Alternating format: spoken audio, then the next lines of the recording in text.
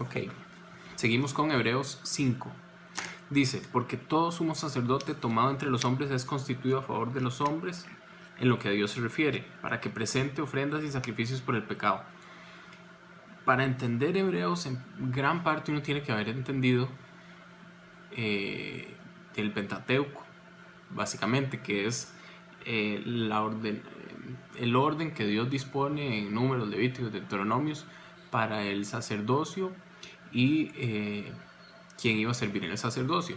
Pero así rápidamente lo que podríamos decir es que Dios escoge, eran 12 tribus de Israel. En su momento las tribus estaban desobedeciendo. Leví, que era uno de los 12, de las 12 tribus, dijo, no, yo estoy con el Señor, porque Moisés dijo, bueno, ¿quién está de parte de Jehová y quién no? Y Leví dijo, yo estoy de parte de Jehová. Entonces, después de eso, bueno, Dios le dijo, vaya y haga tal cosa. Después de eso, Dios dijo, yo escojo a Leví como mi tribu. Es decir, y de ahí en adelante, Leví fue la tribu que iba a llevar el sacerdocio. ¿Qué era el sacerdocio? Era la tribu que iba a servir, iba a cuidar, iba a trabajar en el tabernáculo. Y el tabernáculo era la imagen de Dios en medio de su pueblo, ¿verdad?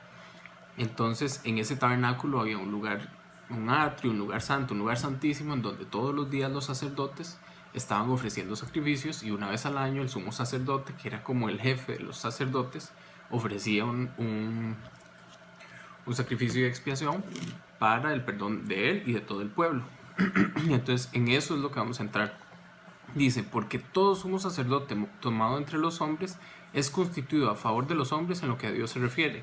Es decir, Dios lo escoge, todos los sumos sacerdotes eran a favor de los hombres, eran para que fueran a Dios y pidieran perdón o llevaran la ofrenda para perdón de pecados de los demás, para que presente ofrendas y sacrificios por los pecados. Ese era el trabajo del sumo sacerdote, presentar ofrendas y sacrificios por el pecado, tal como Dios lo había dispuesto en el Antiguo Testamento, para que se muestre paciente con los ignorantes y extraviados, puesto que él también está rodeado de debilidad. O sea, el sumo sacerdote tiene que ser paciente con los ignorantes y extraviados, porque él también estaba rodeado de debilidad, porque también era ser humano, y por causa de ella debe ofrecer por los pecados, tanto por sí mismo como por el pueblo. O sea, el sumo sacerdote antes tenía que pedir perdón y llevar ofrendas por su pecado y por el del pueblo. Versículo 4, y nadie toma para sí esta honra sino el que es llamado por Dios, como lo fue Aarón.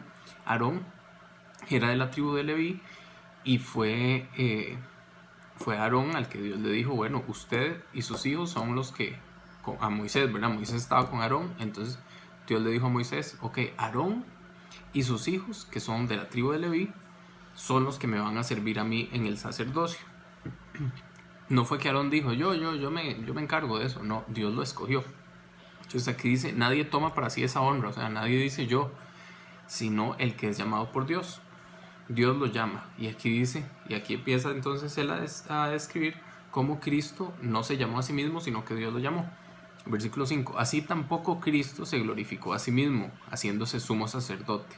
O sea, Cristo no se llamó a sí mismo, sino que el Padre lo escogió, y aquí vemos que Cristo es el sumo sacerdote. El tipo era el Antiguo Testamento, el antitipo de Jesucristo. La imagen y figura era lo que se veía en el tabernáculo en el Antiguo Testamento, y el cumplimiento y la plenitud es en Cristo Jesús. Bueno, versículo 5, así tampoco Cristo se glorificó a sí mismo haciéndose sumo sacerdote, sino el que le dijo, es decir, el Padre lo llamó a Jesús y le dijo, tú eres mi hijo, yo te he engendrado hoy.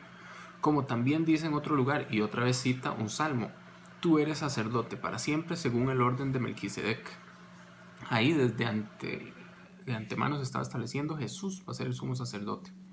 Y Cristo en los días de su carne, ofreciendo ruegos y súplicas con gran clamor y lágrimas al que le podía librar de la muerte, fue oído a causa de su temor reverente. O sea, Dios recibió ruegos y súplicas con gran clamor y lágrimas de Jesús al que le podía librar de la muerte. ¿Se acuerdan que Jesús dijo, Padre, líbrame, pasa de mí esta copa si es posible, pero no se haga mi voluntad sino la tuya?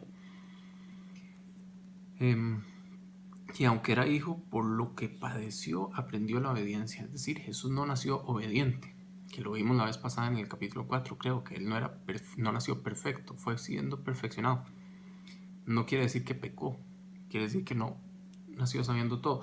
Aquí dice, Jesús por lo que padeció, aprendió obediencia. Jesús no nació obediente, Jesús aprendió a obedecer. Eso no quiere decir que se desobedeció, sino que por lo que padeció, aprendió. Es como que yo toque fuego. Yo no estoy pecando por tocar fuego, pero ya aprendí que yo no puedo tocar fuego. Entonces, por lo que padecí, aprendí obediencia, no necesariamente por pecar. Y aunque era hijo, por lo que padeció, aprendió obediencia. Y habiendo sido perfeccionado, o sea, Jesús fue perfeccionado, él vino a ser autor de eterna salvación para todos los que le obedecen. O sea, Jesús es autor de eterna salvación para nosotros. Y fue declarado por Dios sumo sacerdote según el orden de Melquisedec. Es decir, Dios declaró a Jesús como sumo sacerdote. ¿Quién es Melquisedec? Es el rey de Salem, rey de justicia, que es lo que cuando Abraham le ganó en la guerra que estaba salvando a Lot, llegó y dio el 10% a quién, a Melquisedec, ¿verdad? Que es Jesús.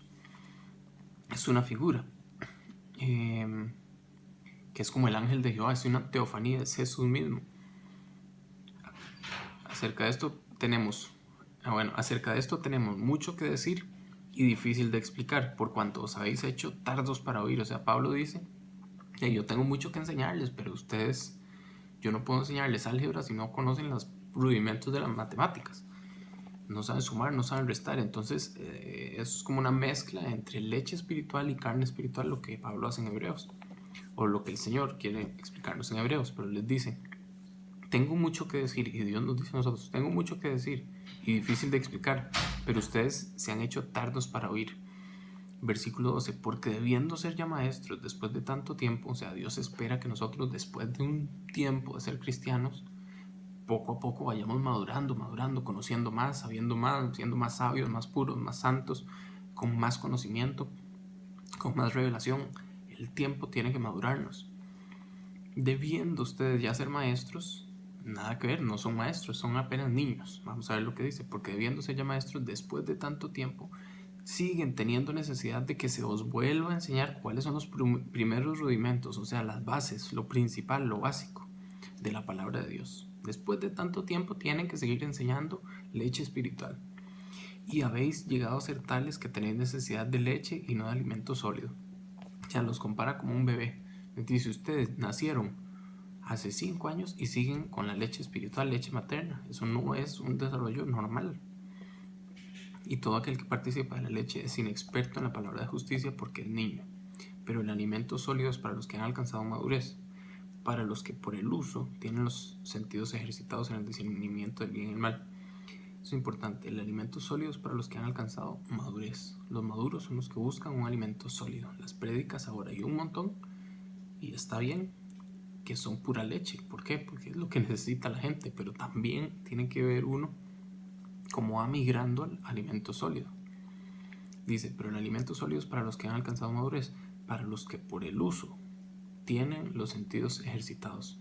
O sea, eso es como ir al gimnasio. Si yo alzo pesas, el músculo se desarrolla. Si en la palabra de Dios alzamos pesas, si hacemos ejercicios y practicamos, dice, por el uso tienen los sentidos ejercitados. Yo tengo que usar lo que aprendo para que mis sentidos se abran, para que mis ojos espirituales se abran. Por eso Jesús decía, si tienen oídos para oír, los que tienen oídos para oír, ¿verdad? O Apocalipsis, el que tiene oídos para oír, oiga lo que el Espíritu dice a las iglesias.